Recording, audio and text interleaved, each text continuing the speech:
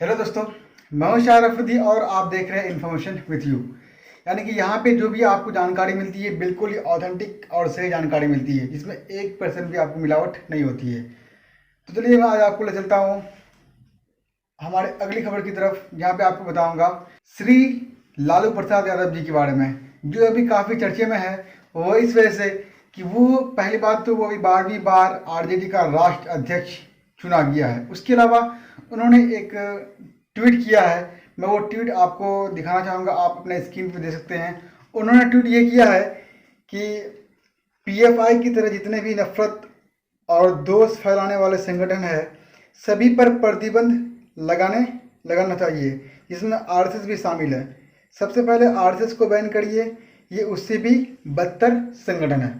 यानी इनका कहना है कि आरएसएस जो है यानी पीएफआई से भी ज़्यादा बदतर संगठन है, इसको भी आपको बैन करना चाहिए। उनके बाद आगे ये भी कहते हैं कि यानी इस आरएसएस पर अब तक 2 बार पहले भी बैन लग चुका है। इसमें सरदार पटेल ने भी इस आरएसएस जो संगठन है उस पर बैन लगा चुका है।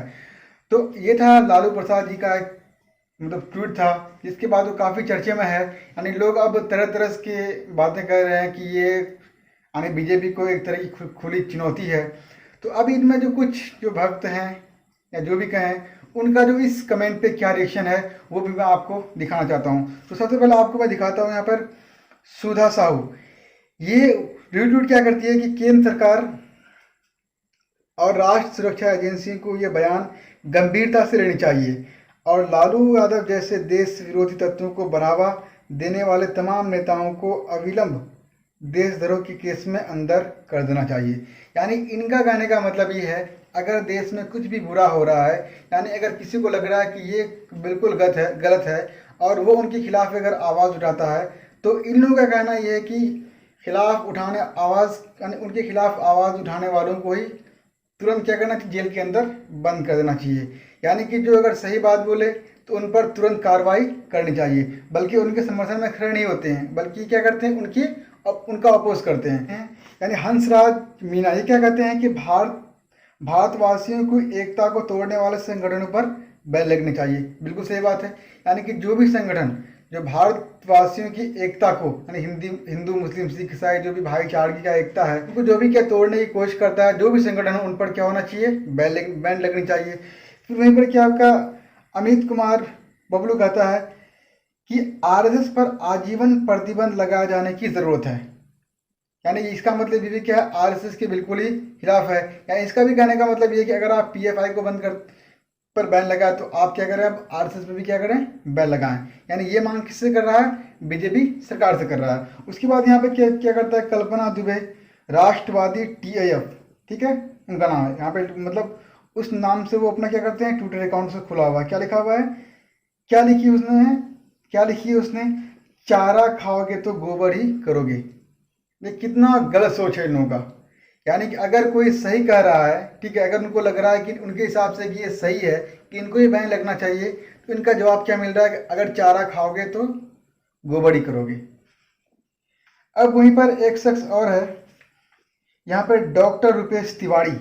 कृपया ध्यान दें कि ये एक आदत अपराधी का बयान है जो इलाज के बहाने जमानत पर है।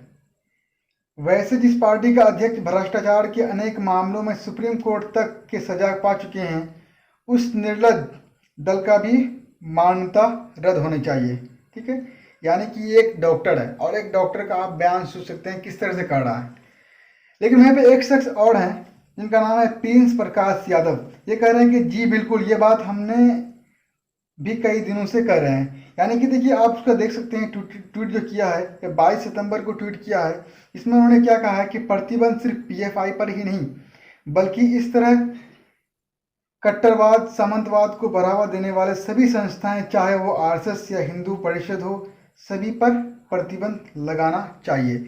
यानी कि ये ट्वीट उन्होंने 22 सितंबर को ही कर दिया, यानी कुछ दिन पहले ही उन्होंने ट्वीट कर दिया है कि अगर आप पीएफआई को बैन करते हैं तो इस तरह से कई और भी संगठन हमारे देश में हैं जिस पर भी आपको प्रतिबंध लगाने चाहिए। तो कुछ इसी वजह से आज लालू प्रसाद यादव जी चर्चे में है अपने उस ट्वीट को लेकर के। यानी कि यहाँ तक लोग कई तरह की बातें कर चुके हैं कि वो एक तरह की जो खुली चुनौती दे चुका है बीजेपी को, यानी आरएसएस को बैन करने के लिए। तो ये जो जानकारी था मैं आप तक पहुंचाने की कोशिश किया कि बिल्कुल ही आपको ऑथेंटिक जानकारी मिले, क्योंकि आप होता है कि आप चैनलों में देखते होंगे कि जो लालू यादव जी हैं काफ़ी चर्चे में है, तो आखिर चर्चे में क्यों है, उन्होंने कौन सा ट्वीट किया कि जो इतना अधिक चर्चे में आ गए हैं। तो मैं समझता हूँ कि आपको ये वीडियो ठीक लगे। अगर इस तरह की ऑथेंटिक न्यूज़ या जानकारी आप चाहते हैं तो आप इस चैनल को जल्द से जल्द सब्सक्राइब कर लें, और हाँ, लाइक करना बिल्कुल ना भूलें। Thank you.